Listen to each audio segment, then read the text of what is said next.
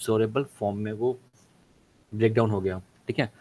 तो फूड क्या हुआ, food is absorb simple form में and reaches to the various tissue, है ना, जैसे ग्लूकोज हो गया, फैट हो गया, प्रोटीन हो गया, है ना। तो जो ये ग्लूकोज हमने एब्जॉर्ब किया है फूड के थ्रू, या फैट को एब्जॉर्ब किया या प्रोटीन को एब्जॉर्ब किया है, तो ये सारे के सारे क्या हुआ, ये रेस्पायरेटरी क्या हुए, रेस्पायरेटरी सबस्ट्रेट हो गए, है ना, जो रेस्पायरेशन को परफॉर्म करेंगे आगे जाके, ठीक है। Yes, sir.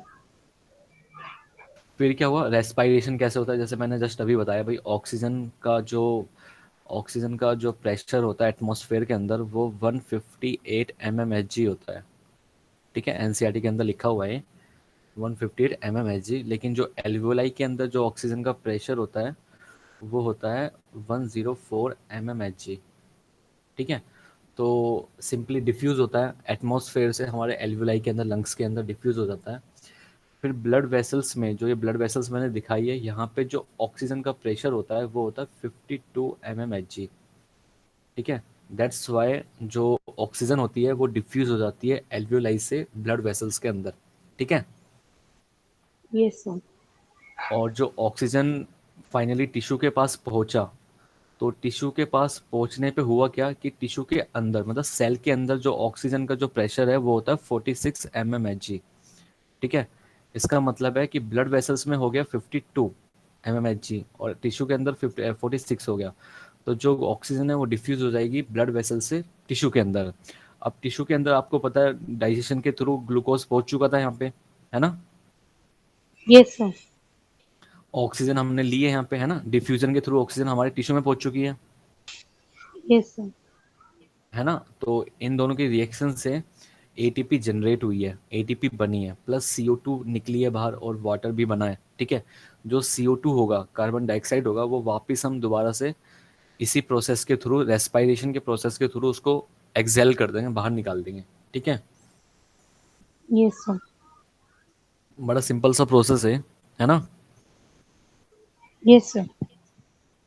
आ गया। Yes, sir. आगे. चलो अच्छी बात है। अगर देखो मैं प्लांट्स के बारे में बताऊं, प्लांट्स के अंदर कैसे होता है, आपको पता है कि भाई जो लीफ होती है, लीफ के अंदर एक सेल होती है मीजोफिल सेल्स, है ना, मीजोफिल सेल्स होती है ना। Yes, sir. तो मीजोफिल सेल्स एक ऐसी सेल्स होती है जिनके अंदर क्लोरोप्लास्ट प्रेजेंट होता है ना। Yes, sir.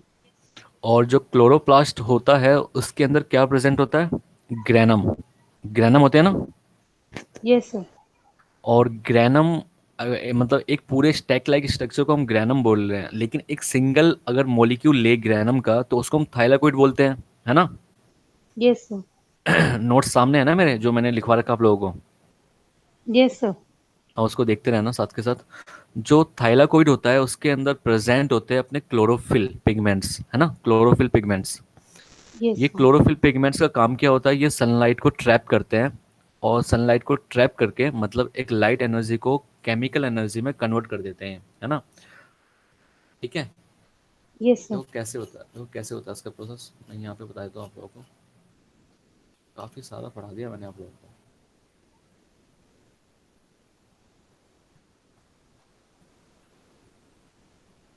देखो ये मैंने बता रखा है आपको, ये रहा वो पार्ट। देखो ये जो क्लोरोप्लास्ट प्रेजेंट है यहाँ पे, क्लोरोप्लास्ट प्रेजेंट है, ये कहाँ पे प्रेजेंट है क्लोरोप्लास्ट, ये क्लोरोप्लास्ट प्रेजेंट कहाँ पे है, ये है मीजोफिल सेल्स के अंदर, मीजोफिल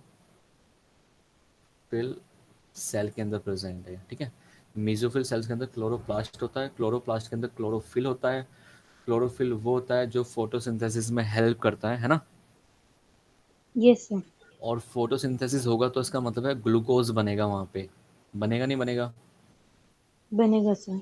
है ना। जो ग्लूकोज होगा वो सेल में ही रहेगा, है ना, सेल में चला जाएगा, ठीक है। Yes, sir. क्योंकि होता क्या है, देखो होता क्या है कि मान लेते हैं कि हमारी मीजोफिल सेल्स है, ये मीजोफिल सेल्स है और ये क्लोरोप्लास्ट है, ठीक है। ये जो ये वाला जो पार्ट है ये क्लोरोप्लास्ट है, क्लोरोप्लास्ट है ये, ठीक है। अब इस क्लोरोप्लास्ट के अंदर क्या बना है, ग्लूकोज बना है ना, इस क्लोरोप्लास्ट के अंदर ग्लूकोज बनेगा, है ना। Yes, sir. और ये ग्लूकोज बाहर निकल आएगा, यहाँ पे आ जाएगा बाहर, बाहर कहाँ पे, साइटोप्लाज्म में, साइटोप्लाज्म ऑफ सेल, ठीक है, ऑफ सेल, किसका cell, mesophyll cells, mesophyll cells में आ जाएगा। अब होगा क्या कि ये जो ग्लूकोज है, ये क्या होगा, अब ये टूटेगा, टूट जाएगा, ये टूटेगा पायरुविक एसिड में, किसमें, पायरुविक एसिड। पायरुविक एसिड में, ठीक है। अब क्या होगा, अब इस सेल के अंदर क्लोरोप्लास्ट भी है, और यहाँ पे क्या होगा, यहाँ पे अब माइटोकॉन्ड्रिया भी होंगे, है ना, माइटोकॉन्ड्रिया, जैसे ये मैंने ग्रीन कलर से माइटोकॉन्ड्रिया बना दिया, ठीक है, ये माइटोकॉन्ड्रिया हो गया। अब जो ये पायरुविक एसिड जो बन के आया, ग्लूकोज से पायरुविक एसिड बना, ये पायरुविक एसिड चला गया माइटोकॉन्ड्रिया के अंदर। अब ये पायरुविक एसिड माइटोकॉन्ड्रिया के अंदर जाने के बाद, ठीक है, जाने के बाद ये जो है टूट गया किसके अंदर, एक तो एटीपी में प्लस कार्बन डाइऑक्साइड में प्लस वाटर में, ठीक है। एटीपी यूटिलाइज कर लेंगे हम लोग, ठीक है। CO2 ये जो प्लांट होता है दोबारा से यूज कर लेगा फोटोसिंथेसिस के अंदर, है ना। Yes sir. और जो वाटर होगा ये भी यूज कर लेंगे ये लोग, ये है ना। तो यस बड़ा सर। सिंपल प्रोसेस है, रेस्पिरेशन इतना कोई लॉजिक साइंस नहीं है इसके अंदर, ठीक है। बाकी ये चीज़ आपको पता लग गई। अब मैं आपको बताता हूँ,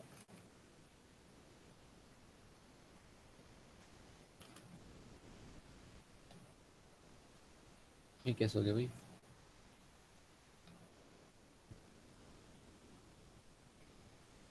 देखो भाई, एरोबिक रेस्पिरेशन में क्या होता है, एरोबिक रेस्पिरेशन कहाँ पे होता है, माइटोकॉन्ड्रिया के अंदर। मैंने अभी बताया था आपको, जो ग्लूकोज होता है वो क्लोरोप्लास्ट से बाहर आता है, और बाहर आने के बाद साइटोप्लाज्म में आने के बाद वो पायरुविक एसिड में चेंज हो जाता है, बताया था ना मैंने अभी, ये बात ही। Yes sir. और पायरुविक एसिड में चेंज होने के बाद ये पायरुविक एसिड पहुंच जाता है माइटोकॉन्ड्रिया के अंदर, और माइटोकॉन्ड्रिया के अंदर पहुंचने के बाद ये टूट जाता है CO2 plus water plus energy में, ठीक है। Yes sir. और जो ये एनर्जी है ये एटीपी की फॉर्म होती है, CO2 यूज़ कर लेगा प्लांट, वाटर भी यूज़ कर लेगा, ठीक है। ये सिंपल सा प्रोसेस है आपका ये रेस्पिरेशन का, ठीक है भाई। Yes sir. ओके, अब कितने हुए बच्चे, दो हैं सर। ओ माय गॉड, दो है। चलो आप इतने रिवाइज करो, ना समझ में आए तो पूछो, मैं वो कंफर्म कर लूँ, है ना। Okay sir. हम्म,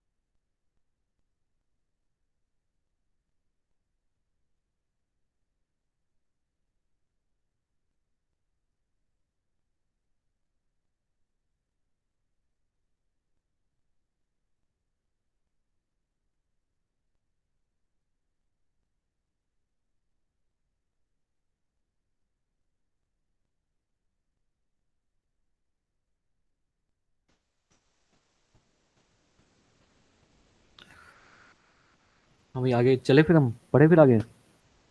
Yes, sir. ओके, तो हमने बेसिक चीज़ें हमने पढ़ ली है रेस्पिरेशन के बारे में। अब हमको देखना है कि रेस्पिरेशन इन ह्यूमन कैसे होता है, ठीक है, एंड रेस्पिरेशन इन प्लांट्स में कैसे होता है।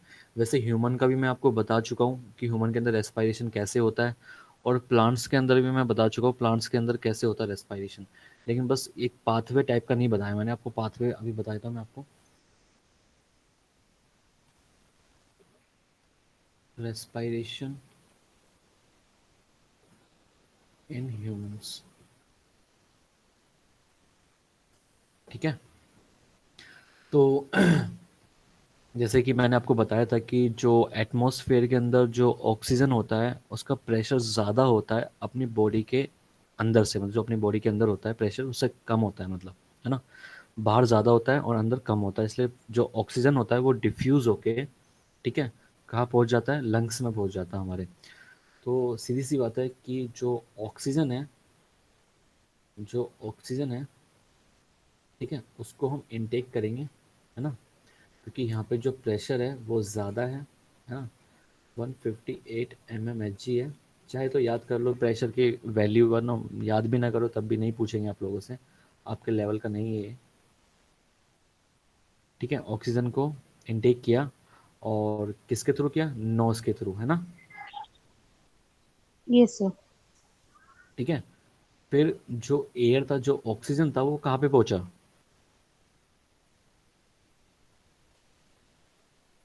अब नोज से ऑक्सीजन कहाँ पहुंचेगा, कहाँ पहुंचेगा बताओ हिमानी, स्टमक में,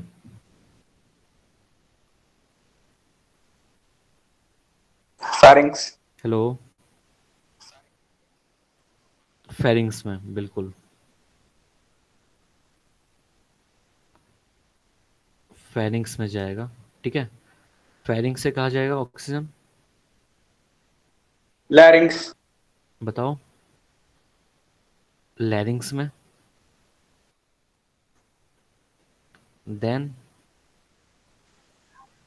Trach. Trachea. लैरिंग्स को हम क्या बोलते हैं, लैरिंग्स को हम क्या बोलते हैं, Voice box.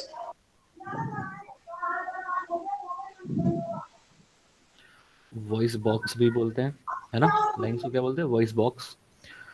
फिर ट्रैकिया में जो होगा वो ऑक्सीजन जाएगा, ठीक है। ट्रैकिया से आगे कहा जाएगा, ट्रैकिया से आगे जाएगा ब्रोंकाई में, फिर ठीक है। bronchiole. फिर ब्रोंकाई एंड ब्रोंक्यूल्स में, ब्रोंक्यूल्स में, ठीक है। ब्रोंक्यूल्स और भी छोटा हो जाएगा जो पाथवे होगा। देन फाइनली जो हमारा ऑक्सीजन होगा वो रीच करेगा कहाँ पे, पहुँचेगा कहाँ पे, एल्वियो, एल्वियोलाई ऑफ लंग्स, ठीक है, एल्वियोलाई में पहुँचेगा फाइनली, है ना, ठीक है। ये पाथवे हो गया ऑक्सीजन का कि कैसे Yes, कैसे sir. जाएगा, ओके। तो अगर से डायग्रामेटिकली देखें तो कैसे बनाएंगे इसको, कुछ इस तरीके से बना देंगे इसको।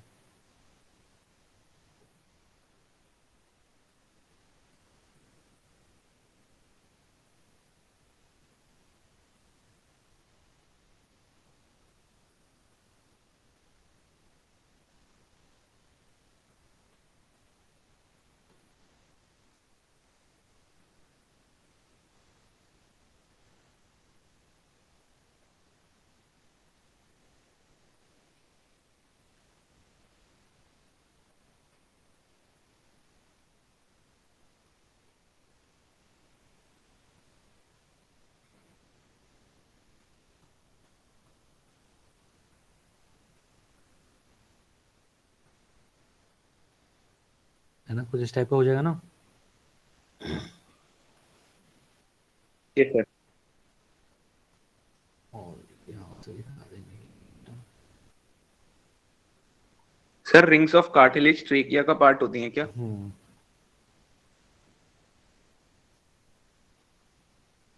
ऐसे करके दिखा दूंगा इसको।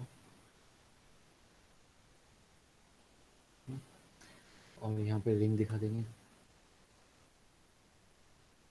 ये रही रिंग इसकी, कार्टिलेजिनस रिंग, ठीक है।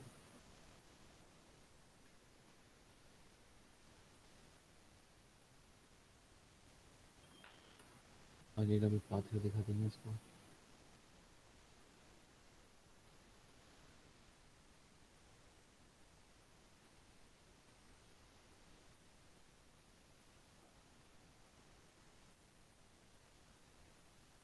ओके, समझ गए ना आप लोग? Yes, sir. Yes sir.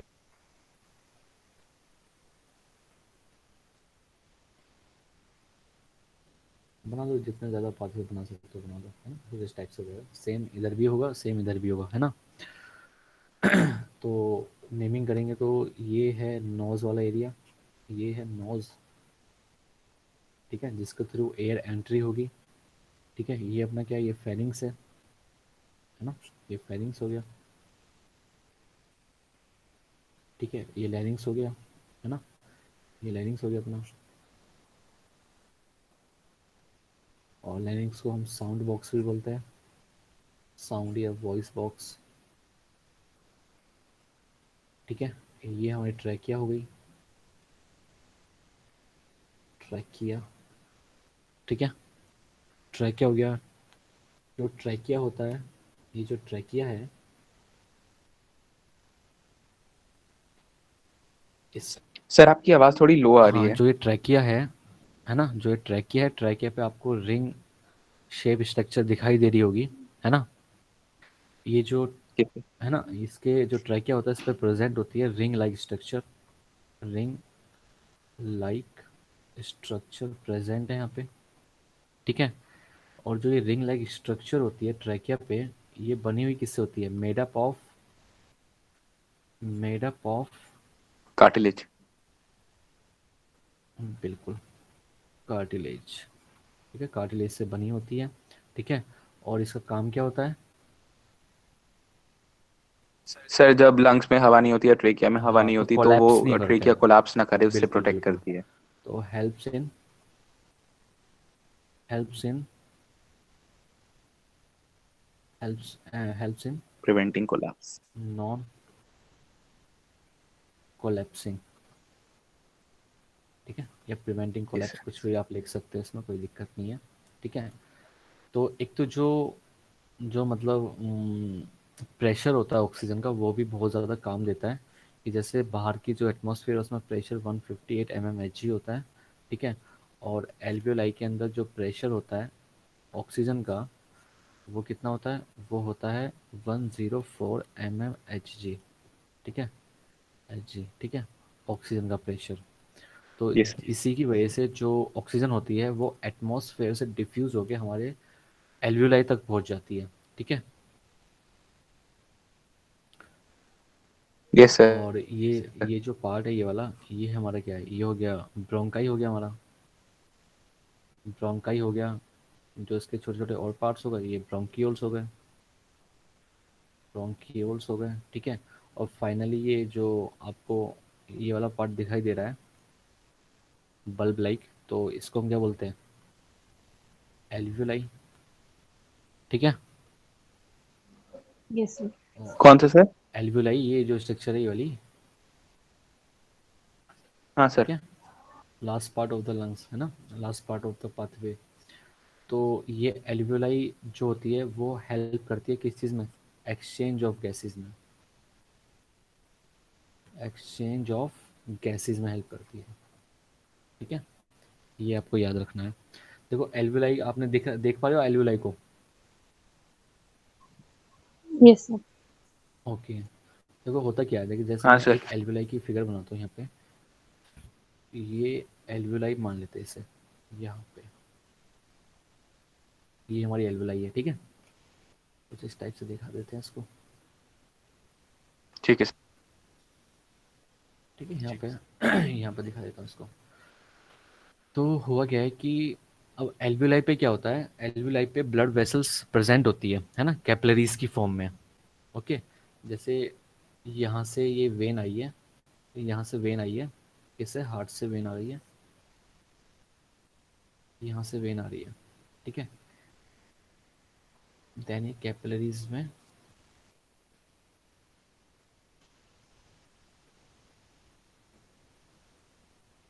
इस टाइप से,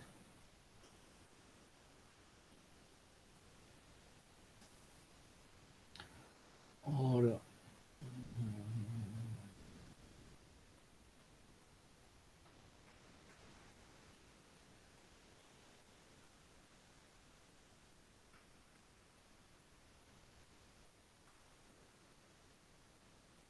ठीक है। Yes sir. यहाँ पे यहाँ पे जो ब्लड है ये क्या ब्लड वेसल्स है हमारी, ब्लड वेसल्स है हमारी, ठीक है। ये ब्लड वेसल्स कैरी कर रही है डी ऑक्सीजनेटेड ब्लड,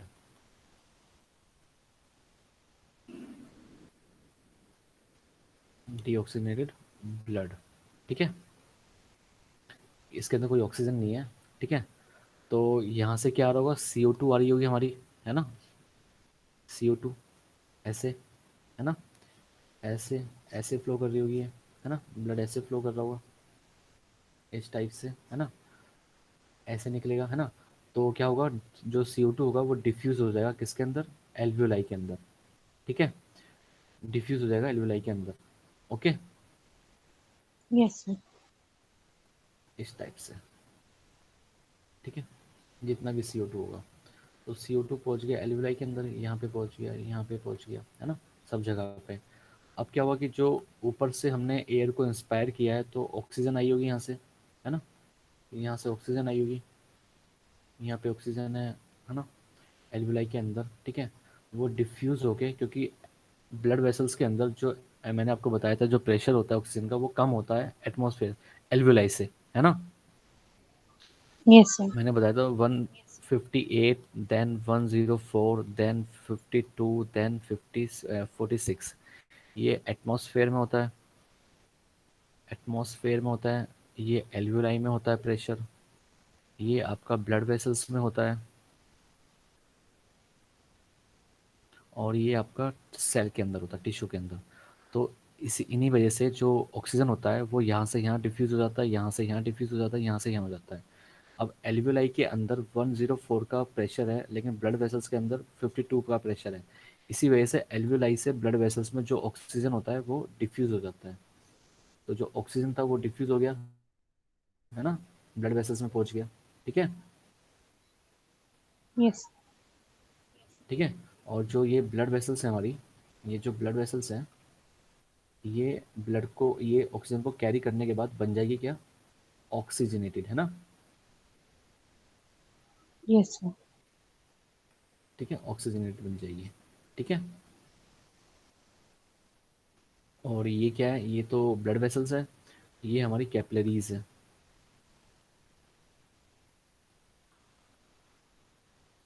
ठीक है जी। Yes, sir. ओके भाई, सबको समझ में आ गया ना चीज़ें, yes sir. Yes, sir. Okay. Yes. और आपको पता है कि जो ब्लड में होता है वहाँ पे आरबीसी भी प्रेजेंट होती है ना, आरबीसी वगैरह, ये आरबीसी हो गई, है ना, ये आरबीसी हो गई। अब ये ऑक्सीजन को ट्रैप कर लेंगी आरबीसी, ठीक यस सर। है ना, क्योंकि यस। आरबीसी होती है, जो आरबीसी होती है उनके पास क्या प्रेजेंट होता है,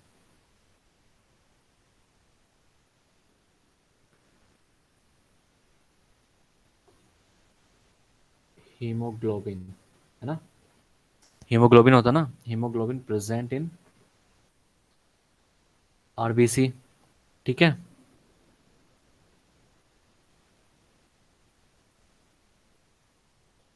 और इसका काम क्या होगा, take up oxygen from lungs of alveoli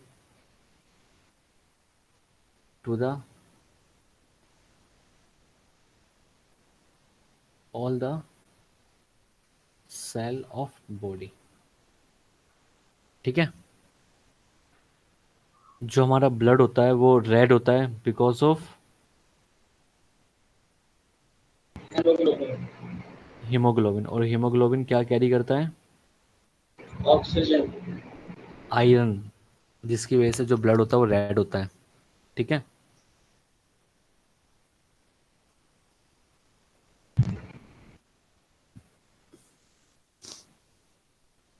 ठीक है भाई। Yes. Yes, sir. Red colour pigment. ठीक है। कौन सा था? आयरन।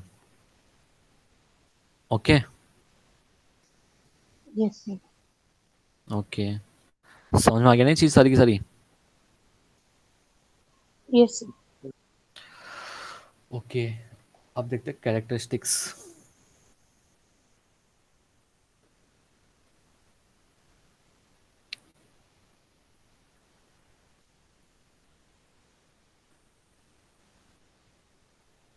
कैरेक्टरिस्टिक्स, ठीक है, किसके? मतलब रेस्पिरेशन के अंदर जो पाथवे यूज़ हो रहा है उनकी कैरेक्टरिस्टिक्स देखनी है हम लोगों को। तो आपको पता है कि भाई जो सरफेस एरिया होगा, है ना, किसका? एल्वियोलाई का, वो बड़ा होना चाहिए, है ना, ताकि वो ऑक्सीजन को ज़्यादा से ज़्यादा ट्रैप कर सके। ठीक है। Yes, sir. तो क्या होना चाहिए? लार्ज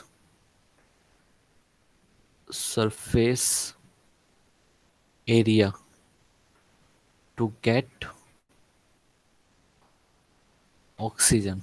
ठीक है, ताकि ज़्यादा से ज़्यादा ऑक्सीजन को ट्रैप कर सके जो एल्वियोलाई हो गया। ठीक है। और सिंपल सी बात है कि जो एल्वियोलाई है, जो ये एल्वियोलाई मैंने बनाया है फूलों के लिए, ये एल्वियोलाई की जो वॉल होगी वो थिन होनी चाहिए, है ना, थिन होनी चाहिए ना। यस जैसे सर। ये मैंने जो एल्वियोलाई बनाई है ये, है ना, जो ये वॉल होगी इसकी, ये वाली, ये थिन होनी चाहिए, थिन थिन वॉल होनी चाहिए। क्यों होगी थिन? क्यों होनी चाहिए थिन? सर ताकि ये एक्सपैंड हो सके आसानी से। एक्सपैंड भी हो सके,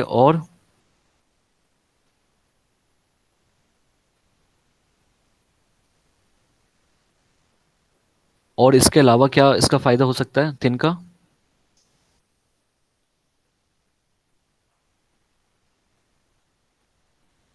बताओ भाई।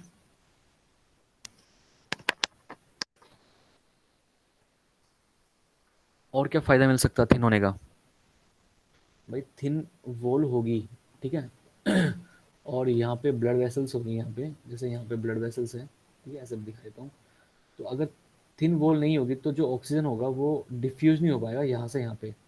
हो जाएगा?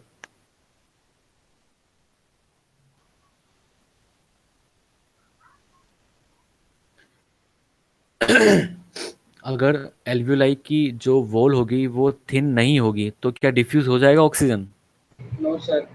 नहीं हो पाएगा ना। तो उसका दो फायदे मिल रहे हैं। एक तो जो एल्वियोलाई की थिन मेम्ब्रेन है तो उसका फ़ायदा भी मिल रहा है। एक तो एक्सपैंड होने में, ज़्यादा से ज़्यादा ऑक्सीजन को कैरी करने में हेल्प मिल रही है, साथ में डिफ्यूज़न में हेल्प मिल रहा है। ठीक है।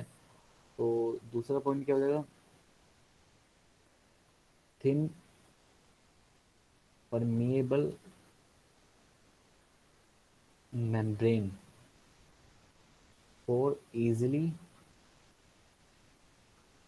डिफ्यूज़न। डिफ्यूज़न, ठीक है, फॉर इजीली डिफ्यूज़न। ठीक है। ओके।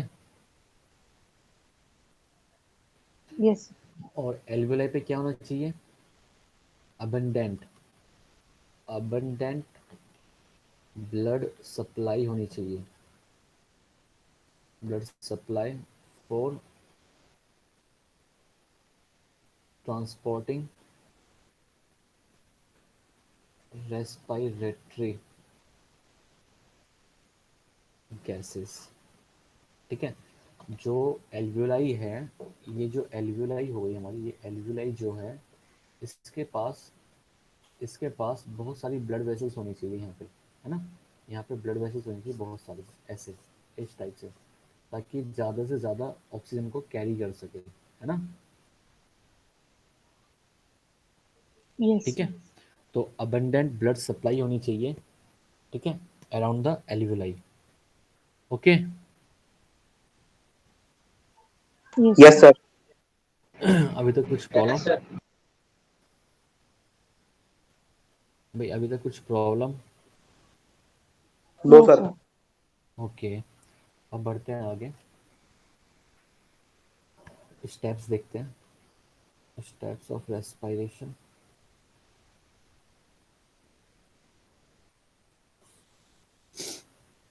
तो पहले भी मैंने लिखवा रखा है, सबसे पहले क्या होता है, ब्रीदिंग होती है ना? Yes, sir. ब्रीदिंग होती है ना? ब्रीदिंग का Yes, मतलब क्या sir. होता है? Exchange of gases. Breathing, simple breathing का मतलब क्या होता है, simple? Inhale and exhale of air. बिल्कुल बिल्कुल, इनहेलेशन एंड एक्सहेलेशन, है ना? Yes, sir. तो ब्रीदिंग, इनहेलेशन मतलब सांस लेना, ठीक है, और एक्सहेलेशन सांस को छोड़ना, ये दो प्रोसेस होते हैं ब्रीदिंग के अंदर, ठीक है। इनहेलेशन को हम क्या बोलते हैं, इंस्पायरेशन और एक्सपायरेशन, ठीक है।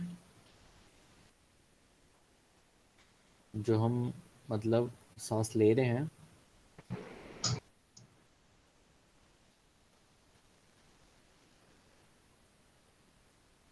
ठीक है, अभी दिखाया था मैंने, ये नोज हो गई हमारी, ठीक है, ये नोज है, ठीक है, यहाँ से ऑक्सीजन को ले रहे हैं और यहाँ से CO2 बाहर निकाले, दैट इज ब्रीथिंग, ठीक है। Okay. Yes, sir. Okay, second जो स्टेप होगा इसके अंदर, रेस्पिरेशन के अंदर, वो क्या होगा, exchange of gases, exchange of gases. तो गैसेस का एक्सचेंज कैसे होगा, एक्सचेंज ऑफ गैसेस बिटवीन किस किस के अंदर, Lungs and blood. बिल्कुल, exchange of gases between lungs and Blood. Blood में, ठीक है। ब्लड और लंग्स के दरमियान जो एक्सचेंज होगा उसको हम बोल रहे हैं, ठीक है। तो अगर इसके अंदर एक्सचेंज ऑफ गैसेस होगा, ठीक है, तो होगा क्या, तो इसके अंदर देखते हैं सबसे पहले ए पार्ट में, transport, transport of oxygen, oxygen का ट्रांसपोर्ट देखते हैं सबसे पहले, ठीक है। अब सिंपल सी बात है, हर चीज़ तो मैं लिखूंगा नहीं, बस मैं आपको बता देता हूँ कि भाई अभी जस्ट मैंने आपको समझाया, जस्ट अभी बिल्कुल, ये एल्वियोलाई हो गई, ये मान लो कि ये ब्लड वेसल्स हो गई हमारी, है ना। अब आपको पता है ब्लड के अंदर क्या होता है, ब्लड के अंदर क्या होता है,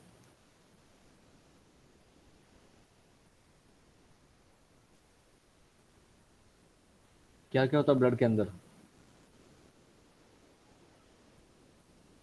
RBC.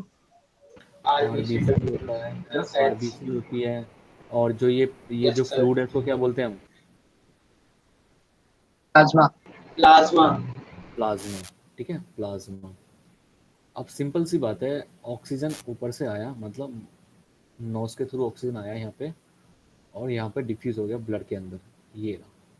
अब ये ऑक्सीजन के पास दो रास्ते हैं, एक तो आरबीसी के थ्रू ट्रांसपोर्ट हो जाए आगे जाके, और एक ब्लड वेसल्स इसमें प्लाज्मा में डिसॉल्व होके आगे पहुंचे, है ना, Yes, sir. है ना। तो जब जब ट्रांसपोर्ट होता है ऑक्सीजन का, तो उसके अंदर होता क्या है कि 97% of oxygen, 97% of oxygen transport by haemoglobin, ठीक है। हीमोग्लोबिन का मतलब क्या, आरबीसी, है ना, अभी तो बताया था मैंने आपको, Yes, sir. Yes, sir. ठीक है। और हीमोग्लोबिन के थ्रू होती है ऑक्सीजन का ट्रांसपोर्ट, 97% ऑक्सीजन जो हम ब्लड में पहुंचने के बाद, ठीक है, दैट इज किसकी फॉर्म में होता है, दैट इज ऑक्सी हीमोग्लोबिन,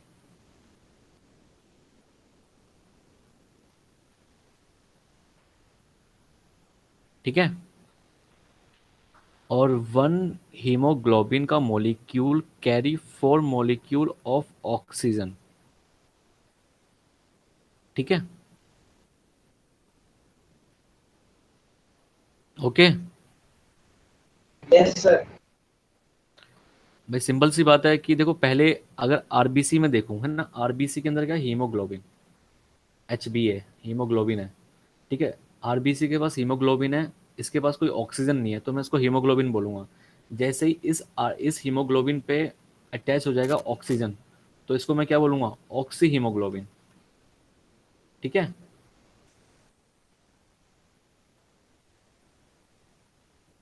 नलाई को हाँ हाँ तो बोल दिया करो।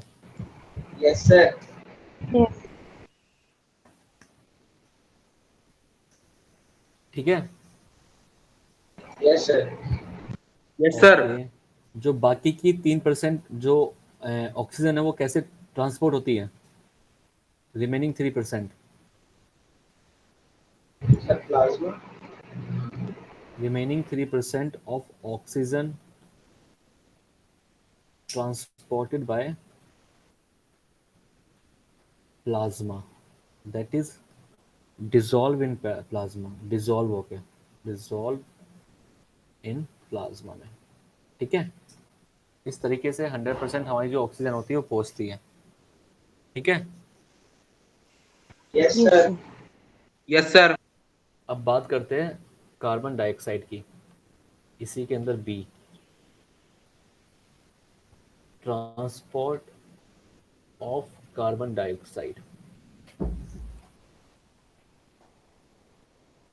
अब सिंपल सी बात है कि टिश्यू से टिश्यू से CO2 आ रही होगी यहाँ पे, है ना, CO2 आ रही होगी, और आने के बाद ये वापस जाएगी एल्वियोलाई के अंदर, और नोज के थ्रू बाहर निकाल देंगे इसको हम, है ना। Yes, sir. Yes, sir. तो उसका ट्रांसपोर्ट कैसे होता है, कैसे होता है, ये इसको मैं नेक्स्ट वाले पॉइंट में दिखाऊंगा मैं आपको, यहाँ पे नहीं दिखाता मैं इसको, इसको यहाँ से हटा देते हैं, इसको दिखाते हैं अब नेक्स्ट वाले में। ठीक है, नेक्स्ट वाले में कैसे, इसको हम ए पॉइंट नहीं बोलेंगे अब। ठीक है, इसको ट्रांसपोर्ट ऑफ ऑक्सीजन ही बोलेंगे यहाँ पे। अब फर्स्ट हो गया हमारा ये ब्रीदिंग की, फिर exchange of gases between the lungs and blood. ठीक है, और यहाँ से जो CO2 होगा वो डिफ्यूज होकर एल्वियोलाई में पहुंच जाएगा, और इसी के थ्रू आगे पहुंच जाएगा, बाहर निकाल देंगे इसको हम। तीसरा जो है, थर्ड पॉइंट स्टेप्स में, ये क्या होगा, exchange of gases, exchange of gases between between tissue and between tissue and Blood. Tissue and blood.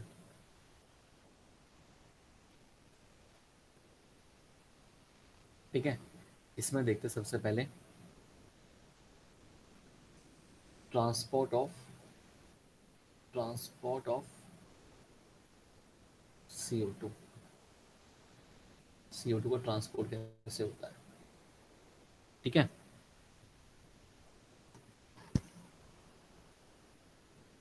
समझ रहे हो ना। Yes sir. Yes, sir. तो मान लेते हैं ये टिश्यू है हमारा, ये टिश्यू हो गया। ठीक है, ये टिश्यू हो गया यहाँ पे। ठीक है, और यहाँ पे ब्लड वेसल्स है, ये ब्लड वेसल्स। ठीक है, और अब क्या होगा कि जो CO2 यहाँ पे बनी होगी, सेल के अंदर जो CO2 प्रोड्यूस हुई होगी, CO2 वो डिफ्यूज होके कहाँ पहुँच जाएगी, ब्लड वेसल्स में, है ना। Yes Yes, sir. sir. अब ब्लड वेसल्स के अंदर आपको पता है आरबीसी होती है ना, और प्लाज्मा भी होता है। ठीक है, ये दो चीज़ें होती है मेनली ट्रांसपोर्टेशन में जो हेल्प करती है। तो सबसे पहले जो CO2 होगा, जो CO2 होगा वो ट्रांसपोर्ट होएगा किसके थ्रू, हीमोग्लोबिन के थ्रू। मतलब 23% of CO2 transported by haemoglobin, ठीक है। Yes, sir. Yes, sir. Form में दैट इज कार्बिनो हीमोग्लोबिन, ठीक है। कार्ब एमाइनो भी बोल सकते हैं इसे हम कार्ब एमाइनो भी बोल सकते हैं, कार्ब एमाइनो हीमोग्लोबिन, ठीक है, ठीक है। Yes, sir.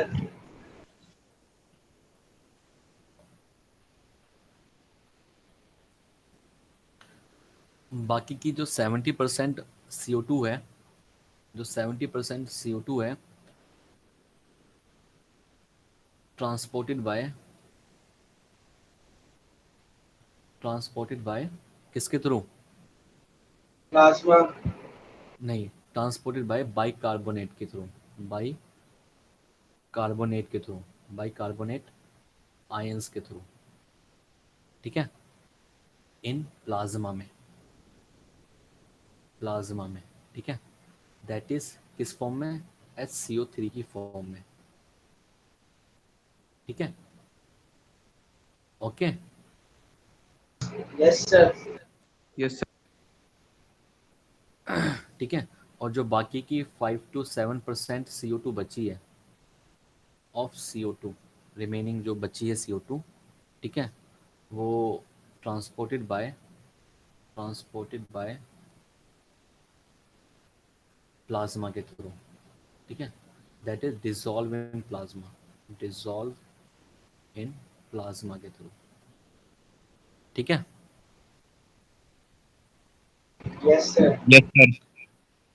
और लास्ट का जो स्टेप होगा हमारा, fourth step, final fourth step जो होगा, देन क्या हुआ? Cellular respiration.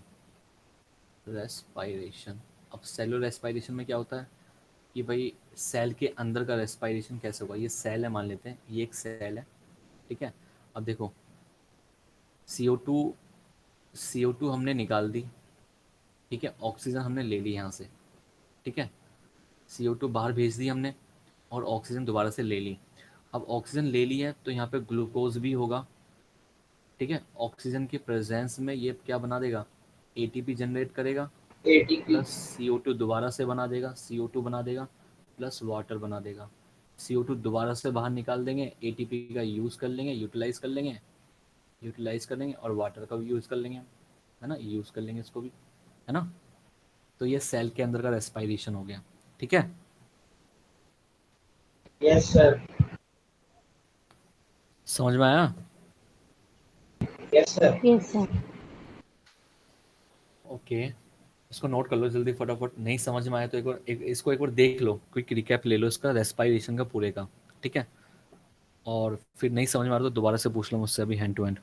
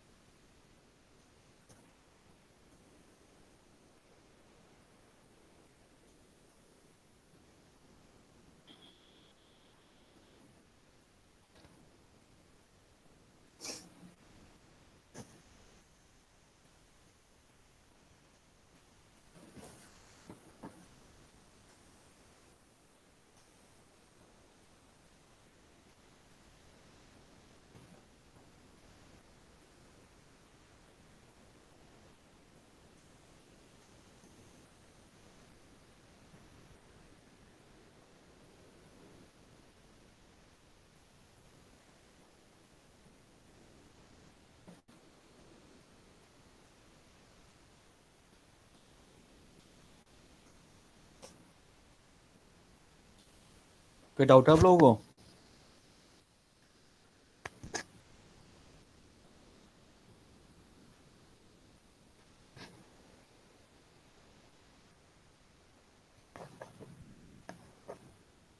No sir. पक्का? Yes sir. डीबीपी सॉल्व करते हो आप लोग? Yes, sir. कोई डाउट है उस चीज में? सर एक है। पूछो।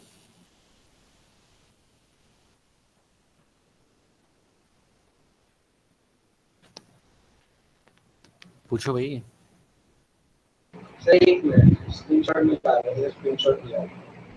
Okay, respiration in plant. अब प्लांट्स के अंदर देख लेते हैं कैसे रेस्पायरेशन होता है। प्लांट्स के अंदर तो मैंने आपको सिंपल फॉर्म में समझा ही रखा है कि ये लीफ है ना, ये लीफ है।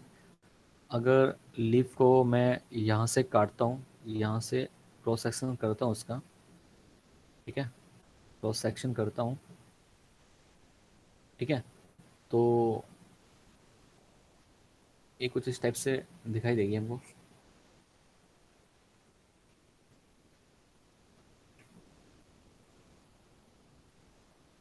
यहाँ से काट दिया था मैंने,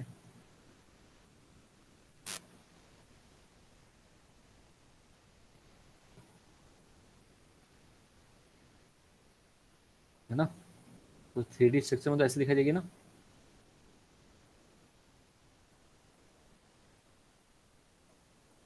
यस सर। सही बना ना, गलत तो नहीं है? नो सर, सही है।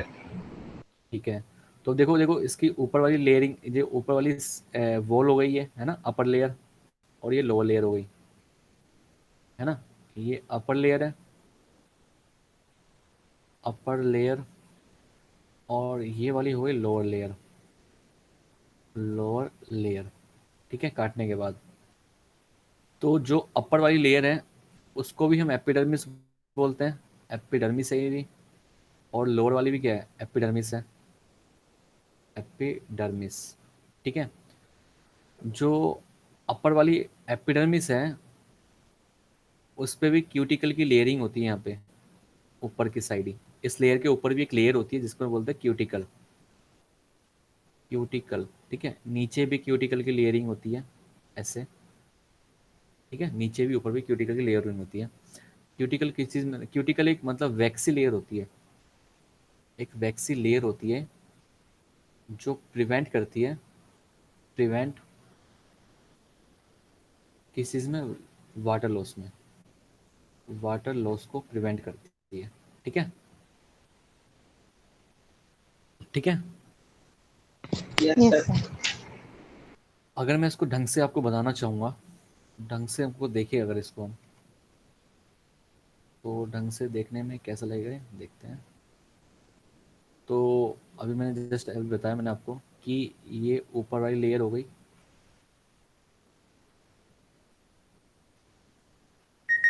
ठीक है, ये हो गई अपर एपिडर्मिस, अपर एपिडर्मिस हो गई है, ठीक है।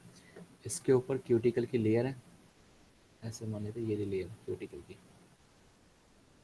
ठीक है, ये हुई क्यूटिकल, ठीक है। अब इस एपिडर्मिस के नीचे वाली जो लेयरिंग होती है, जो सेल्स प्रेजेंट होते हैं, ये रहे सेल्स को, ये रहे इस टाइप से, इन सेल्स को हम बोलते हैं मीजोफिल सेल्स, मीजोफिल सेल, ठीक है। इसका मतलब मीजोफिल सेल्स कहाँ पे है, यहाँ पे प्रेजेंट है मीजोफिल सेल्स, है ना, ठीक यस है। सर। तो ये मीजोफिल सेल्स है। अब आपको मैंने बता रखा है कि जो मीजोफिल सेल्स होती है इनके अंदर प्रेजेंट होता है, प्रेजेंट क्या होता है, सर क्लोरोप्लास्ट, क्लोरोप्लास्ट। होता नहीं होता क्लोरोप्लास्ट। Yes sir. अगर मैं क्लोरोप्लास्ट का एक डायग्राम बनाऊंगा, जैसे ये रहा क्लोरोप्लास्ट, ठीक है, क्लोरोप्लास्ट ये रहा। और क्लोरोप्लास्ट के अंदर क्या होता है, स्टैक लाइक स्ट्रक्चर होते हैं ऐसे, इस टाइप से होते नहीं होते हैं। Yes, sir. Thylakoid. इनको हम कंप्लीट को इनको हम क्या बोलते हैं, इनको बोलते हैं ग्रेनम, ग्रेनम बोलते हैं। ठीक है, अगर एक सिंगल को लेके चलूंगा, इस सिंगल को, एक सिंगल ग्रेनम के पार्ट को लेके चलूंगा, इस सिंगल वाले को हम क्या बोलते हैं, थाइलाकोइड। क्या बोलते हैं? Thylakoid. बिल्कुल। इस थाइलाकोइड के अंदर ही क्या प्रेजेंट होता है, प्रेजेंट Chlorophyll. क्लोरोफिल। ठीक है, इतना समझ में आया? Yes, sir. Yes sir. Okay. अब आपको पता है कि जो वाटर होगा, जो पानी होगा, जो वाटर होगा वो वेन्स के थ्रू यहाँ से आएगा, है ना, पानी आएगा यहाँ से, है ना, आएगा नहीं आएगा? Yes, sir. Yes, sir. ठीक है, वेन्स के थ्रू पानी आएगा यहाँ से, मतलब रूट से एब्जॉर्ब होएगा पानी। और एक जाइलम एंड फ्लोएम, इसके दो वेसल्स होते हैं। जो जाइलम होता है वो वाटर को कंटेन करता है ना। Yes, sir. तो पानी पहुंचेगा कहाँ पे, इस मीजोफिल सेल्स के अंदर। ठीक है, इस मीजोफिल सेल्स के अंदर पानी पहुंचेगा थ्रू द जाइलम। जैसे यहाँ पे सेंटर में जाइलम भी होता है, फ्लोएम भी होता है। तो जाइलम के थ्रू पानी कहाँ पहुंचेगा, मीजोफिल सेल्स के अंदर। और मीजोफिल सेल्स से कहा जाएगा क्लोरोप्लास्ट के अंदर। ठीक है, पानी फाइनली। ओके, तो यहाँ पे चला गया पानी कहाँ पे, क्लोरोप्लास्ट के अंदर। यहाँ पे आ गया पानी, वाटर आ गया। ठीक है, और पानी पहुंचेगा सीधा थाइलाकोइड के अंदर। अब सनलाइट का भी प्रेजेंस होगा, मतलब यहाँ पे सनलाइट दिखा देते हैं। तो जो लाइट होगा वो सीधा इस पे पड़ेगी, थाइलाकोइड पे, है ना। ये वाटर को तोड़ Yes, देगी, sir. ये पानी को क्या करेगी, ये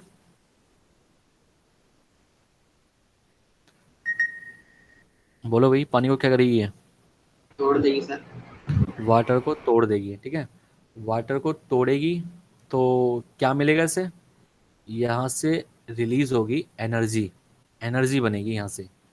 एटीपी भी प्लस NADPH2, ये दो एनर्जी की फॉर्म है, ये बनेगी यहाँ से वाटर के टूटने से।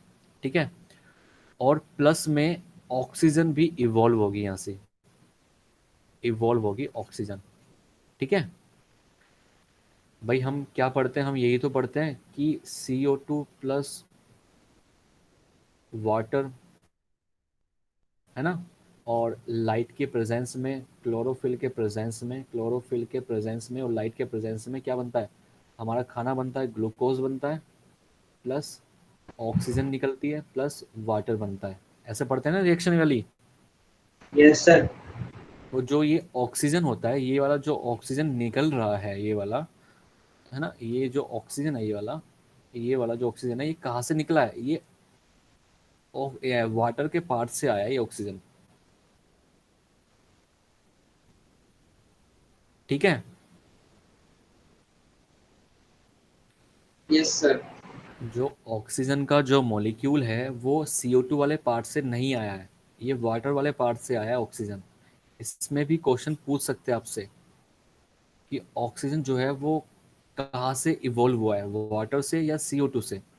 ठीक है, तो वाटर के मॉलिक्यूल टूटने से एनर्जी मिलती है, प्लस ऑक्सीजन इवॉल्व होती है। ठीक है,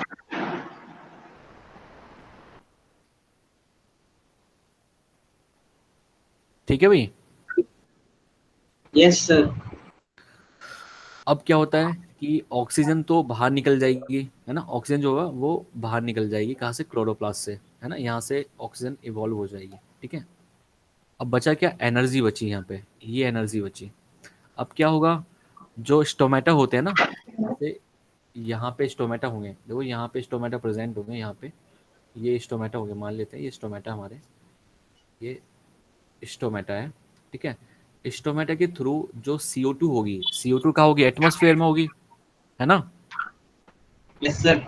ये CO2 आ जाएगी अंदर की साइड, अंदर कहाँ चली जाएगी, सीधा जाएगी क्लोरोप्लास्ट के अंदर। CO2 आ जाएगी क्लोरोप्लास्ट के अंदर। अब जो ये CO2 है, जो ये CO2 है, ठीक है, समझ रहे समझ रहे हो ना भाई? Yes sir.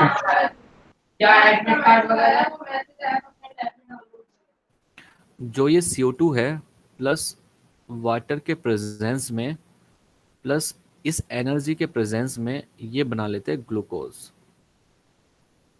ठीक है, यस सर। ये जो ग्लूकोज होता है ये बाहर आ जाता है, कहाँ से? क्लोरोप्लास्ट से बाहर आ जाता है ग्लूकोज। जैसे ये बाहर आएगा तो बाहर कहाँ पे आ जाएगा? ये आ जाएगा साइटोप्लाज्म में, है ना? Cytoplasm of mesophyll cells, mesophyll cell में आ जाएगा। ठीक है, अगर आपको मीजोफिल सेल्स बताता हूँ मैं।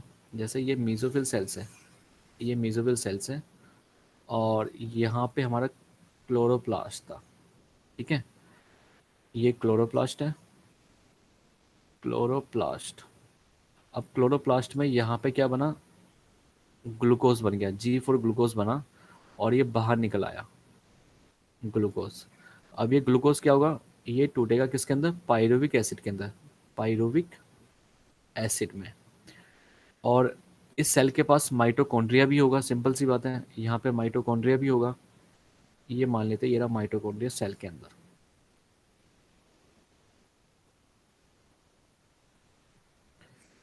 ये है माइटोकॉन्ड्रिया। ठीक है, ये जो पायरुविक एसिड है ये सीधा जाएगा माइटोकॉन्ड्रिया के अंदर।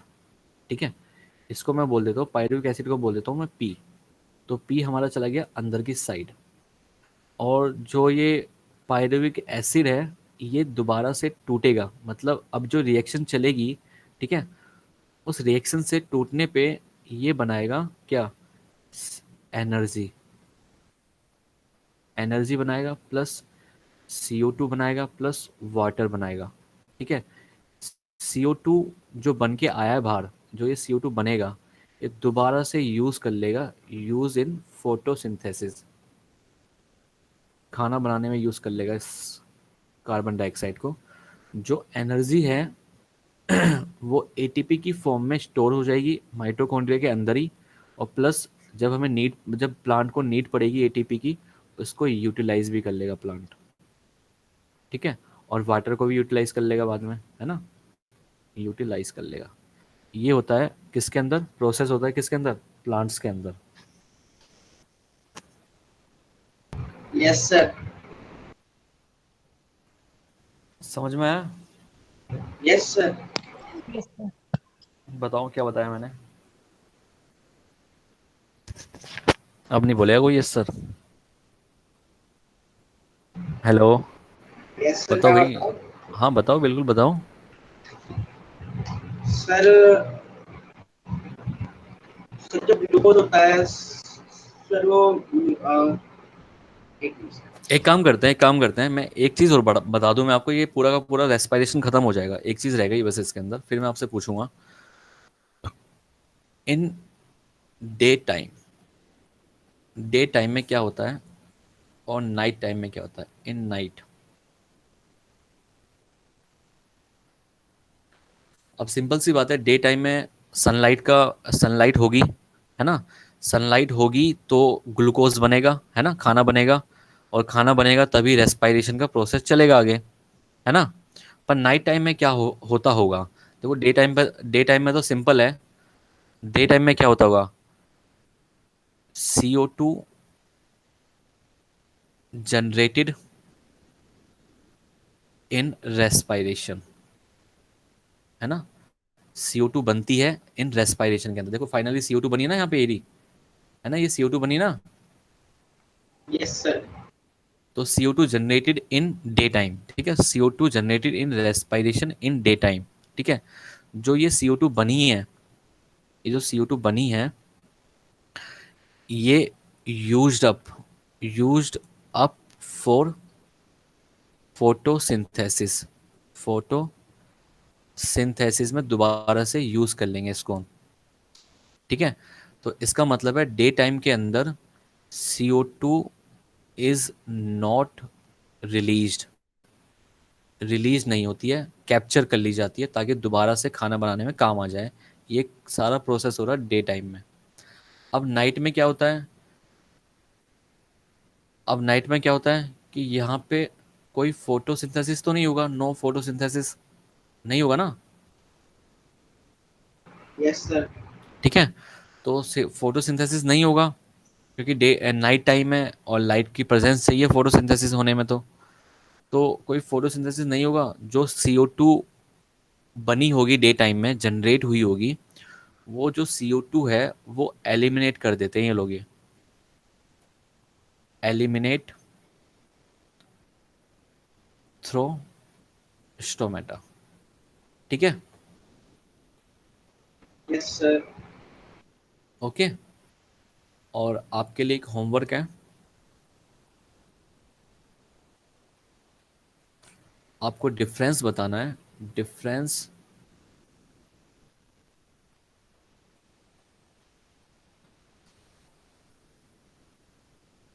Difference between photosynthesis and respiration, ठीक है। इनका डिफरेंस बताना आपको दोनों का, ठीक है। ये दोनों की दोनों चीज़ मैंने आपको बता दी है। अब बताओ मेरे को क्या समझ में नहीं आया, फिर मैं आप लोगों से क्वेश्चन पूछता हूँ।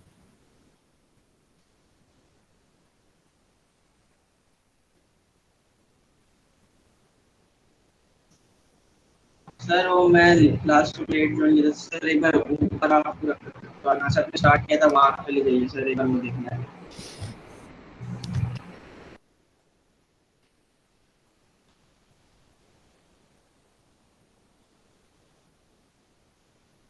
बस सर यहीं पर है। जो नहीं समझ में आया वो पूछ लो। इस चैप्टर के अंदर सिर्फ दो ही टॉपिक बचे अब हमारे, एक ट्रांसपोर्टेशन और दूसरा एक्सक्रीशन, ठीक है। Yes sir. तो डाइजेशन खत्म हो गया, न्यूट्रिशन खत्म हो गया, एंड रेस्पायरेशन भी खत्म हो गया। अब ट्रांसपोर्टेशन बचा है एंड एक्सक्रीशन बचा है।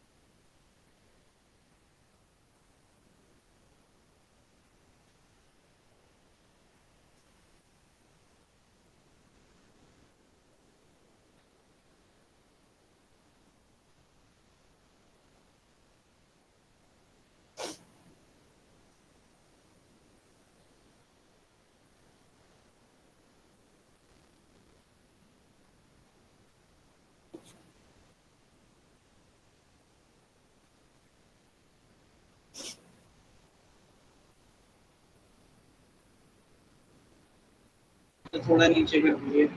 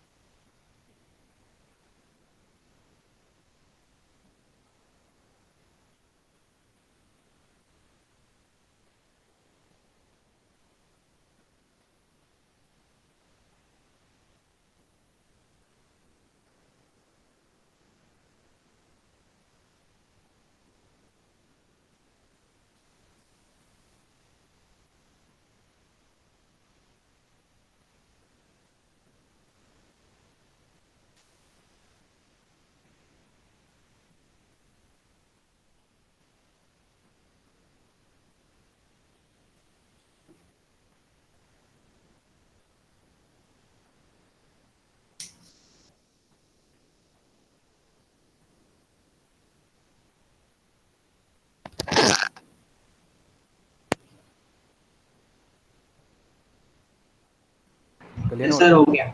हो गया। और नीचे करूँ? यस थोड़ा सा। हाँ सर, ये कर रखा है, हेमोग्लोबिन से मैंने कर लिया। ओके, तो आपको पूरा का पूरा रेस्पिरेशन समझ में आ गया ना? Yes sir. तो बताओ फिर रेस्पिरेशन प्लांट्स बताओ, देन स्टेप्स बताना उसके।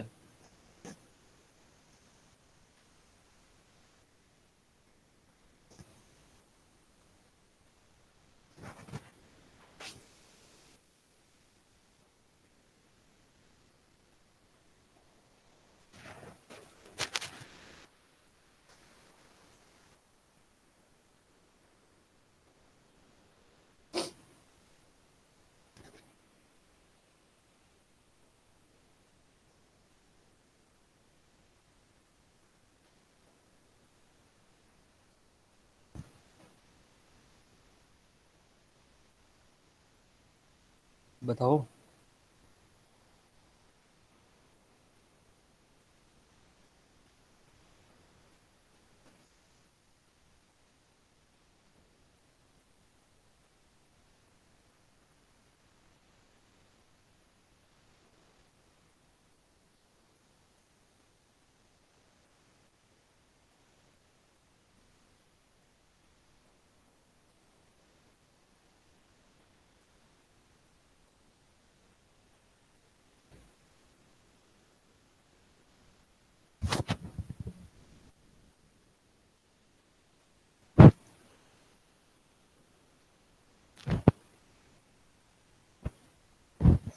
आवाज़ आ रही है?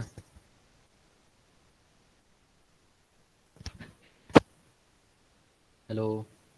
Yes sir. अरे बताने के टाइम पे भग जाते हो आप लोग। बताने के टाइम पे आपकी आवाज़ नहीं निकलती है।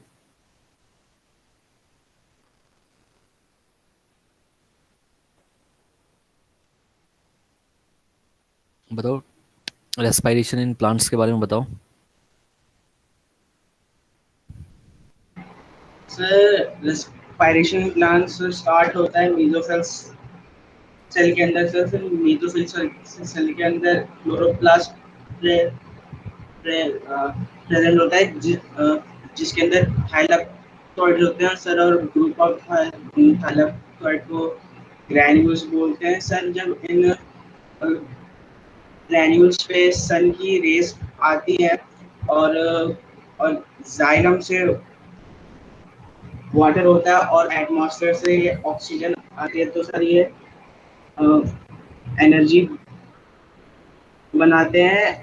वो एनर्जी एटीपी और NADPH2 की होती है सर, और ऑक्सीजन इसमें इवॉल्व होती है सर। फिर सर जो ऑक्सीजन होता है सर, वो ATP के साथ मिलकर सर कार्बोहाइड्रेट बना लेता है सर, जो कि 6 कार्बन मॉलिक्यूल है सर। ये आगे जाके 3 कार्बन मॉलिक्यूल में ब्रेक डाउन होता है सर, जिसको हम पायरुविक एसिड बोलते हैं सर। ये फिर यहाँ से बाहर निकलता है और जाता है प्लांट सेल के माइटोकॉन्ड्रिया में। वहाँ पे सर ये ऑक्सीजन के साथ रिएक्ट नहीं सर, ऑक्सीजन के साथ नहीं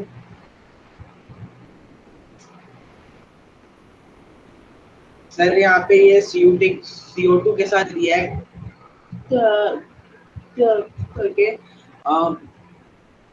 एनर्जी और वाटर बनाता है। और सर ये जो एनर्जी होती है सर, ये तो प्लांट यूटिलाइज कर लेता है। और सर जो एक्सेसिव वाटर होता है सर, वो प्लांट ट्रांसपीरेशन से बाहर कर देता है। हम्म।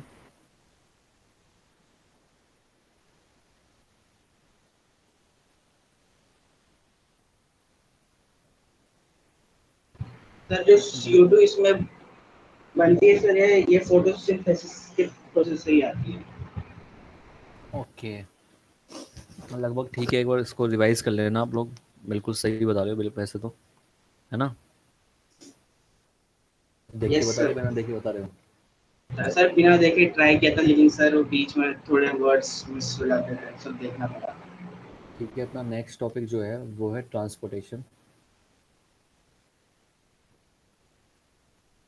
ट्रांसपोर्टेशन, ट्रांसपोर्टेशन का मतलब क्या होता है?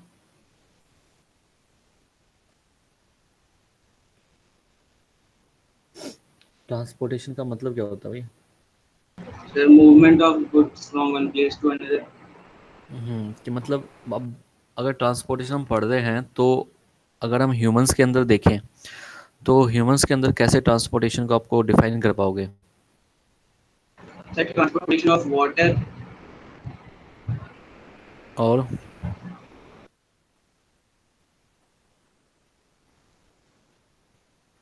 मतलब ट्रांसपोर्टेशन किसी भी चीज़ का ट्रांसपोर्ट करवाना एक पाथवे के एक पाथवे के थ्रू, है ना?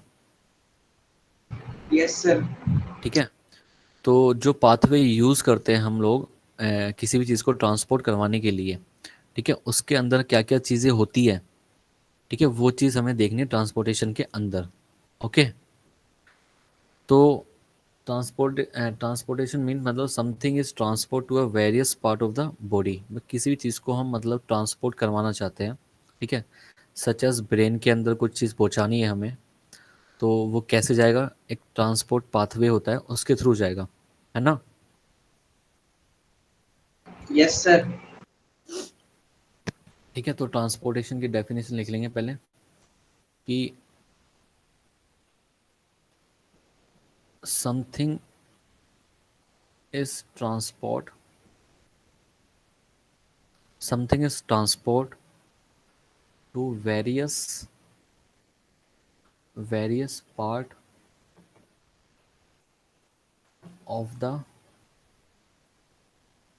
of the body such as brain हो गया, ठीक है, मसल्स हो गया, या कहीं भी हमें कुछ भी पहुंचाना एटसेट्रा, ठीक है, इसे बोलते हैं ट्रांसपोर्टेशन। ठीक है, Yes, sir. जो ट्रांसपोर्टेशन होता है वो ह्यूमंस में अलग होता है। ट्रांसपोर्टेशन को टू पार्ट्स में डिवाइड कर देंगे।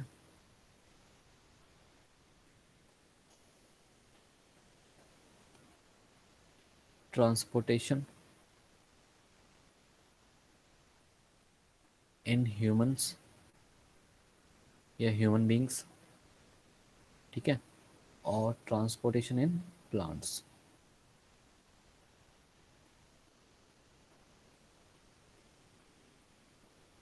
प्लांट्स में कैसे ट्रांसपोर्टेशन होता है और ह्यूमंस के अंदर कैसे ट्रांसपोर्टेशन होता है, वो चीज़ हमें देखनी है।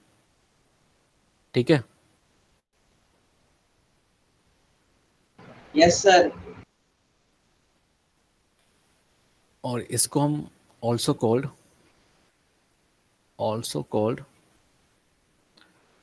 सर्कुलेटरी सिस्टम भी बोलते हैं, है ना? Yes, sir. अब सबसे पहले ह्यूमंस के बारे में देखेंगे कि ह्यूमंस में कैसे ट्रांसपोर्टेशन होता है, फिर प्लांट्स के बारे में देखते हैं प्लांट्स के अंदर कैसे ट्रांसपोर्टेशन होता है। अगर मैं ह्यूमंस की बात करूं कि ह्यूमन के अंदर कैसे ट्रांसपोर्टेशन होता है, तो ह्यूमन के पास दो सिस्टम प्रेजेंट होते हैं, ठीक है, टू सिस्टम्स प्रेजेंट होते हैं।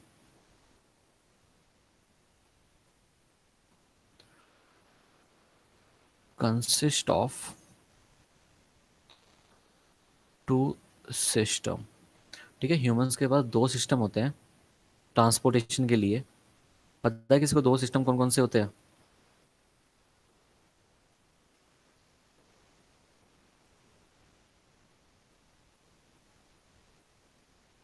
पता है भाई?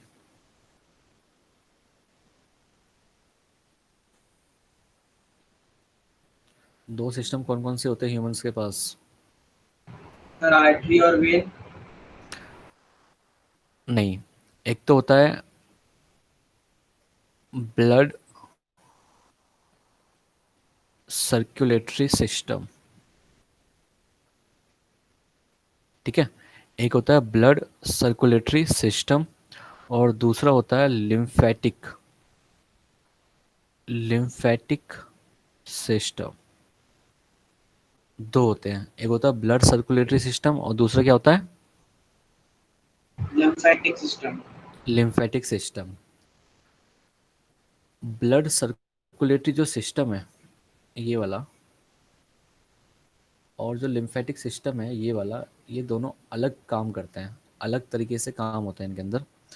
जैसे ब्लड सर्कुलेटरी सिस्टम के अंदर 3 पार्ट आ जाएंगे। कौन कौन से आ जाएंगे? एक तो नाम ही क्या है इसका, ब्लड सर्कुलेटरी सिस्टम, तो ब्लड इंक्लूड होगा इसके अंदर ट्रांसपोर्टेशन के लिए, है ना। Yes sir. ब्लड वेसल्स होंगी, एंड एक होगा हार्ट जो पंप करेगा, ठीक है। तो 3 चीज कंसिस्ट करती है किसके अंदर? ब्लड सर्कुलेटरी सिस्टम के अंदर, ठीक है। Yes, sir. और Yes sir. लिम्फेटिक सिस्टम के अंदर एक तो लिम्फ होगा, ठीक है। लिम्फ Yes होगा, sir. जैसे ब्लड वेसल्स में ब्लड होता है, ऐसे ही लिम्फेटिक वेसल्स में क्या होगा? लिम्फ होगा, ठीक है। लिम्फ एक फ्लूइड है, जैसे ब्लड एक फ्लूइड है ना, ऐसे लिम्फ एक फ्लूइड है किसके अंदर? लिम्फेटिक सिस्टम के अंदर, ठीक है। Yes sir. और तीसरी चीज क्या होगी? लिम्फ नोड होंगे, लिम्फ नोड्स होंगे, ठीक है। तो ब्लड सर्कुलेटरी सिस्टम में 3 चीजें होती है, blood, blood vessels and heart. और लिम्फेटिक सिस्टम में क्या होता है? Lymph vessels and lymph node, okay. Yes sir. ठीक है भाई। Yes sir. तो अभी तक मैंने क्या क्या बताया आपको कि यस एक सर। तो ट्रांसपोर्टेशन का मतलब क्या हो गया कि भाई कुछ भी हमें ट्रांसपोर्ट करवाना है अपनी बॉडी के अंदर, एक प्लेस से दूसरे प्लेस पे, ठीक है, उसको बोलते हैं ट्रांसपोर्टेशन, है ना। Something is transport to various parts of the body such as brain, muscles, कहीं भी कोई भी ऑर्गन्स में हमें कुछ भी पहुंचाना है तो हमें ट्रांसपोर्टेशन करवाना पड़ेगा। ट्रांसपोर्टेशन के भी पाथवे होते हैं कि भाई अगर ह्यूमंस की मैं बात कर रहा हूँ तो 2 पाथवे है ट्रांसपोर्टेशन के लिए। एक तो है ब्लड सर्कुलेटरी सिस्टम और दूसरा है lymphatic system. Blood circulatory system consist of 3 things, जैसे blood, blood vessels and heart. और जो लिम्फेटिक सिस्टम होता है उसमें 3 चीज़ें आती है, lymph, lymph vessels and lymph nodes, ठीक है। Yes sir. Yes, sir. और अब आपको ना मतलब ये करना पड़ेगा, आपको एनसीईआरटी से रीडिंग करनी पड़ेगी नेक्स्ट क्लास के लिए, ठीक है, ताकि आपको अच्छे से समझ में आ जाए वो, okay. Yes, sir. Yes sir. और कुछ डाउट्स वगैरह तो नहीं है ना आपके? सर एक है सर, चैट बॉक्स में लिखा है। ओके, पढ़ दो आप लोग इतने।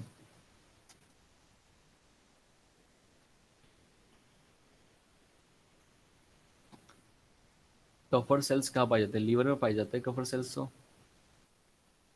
Okay sir. सर ये आया था एग्जाम में, सर उस टाइम आया हाँ, नहीं। ये लीवर में पाए जाते हैं Kupffer cells. Kupffer cells actually में हमारे लीवर के अंदर मोनोसाइट्स होते हैं, ठीक है। Yes sir. मतलब लिम्फेट, हाँ लिम्फोसाइट्स होते हैं हमारे, मतलब इसके अंदर, मतलब एंड ये एक किस्म से फाइटर सेल्स होते हैं हमारे लीवर के अंदर, ठीक है। Yes sir. ओके, तो ठीक है, नेक्स्ट क्लास में मिलते हैं ना। Yes sir. ओके।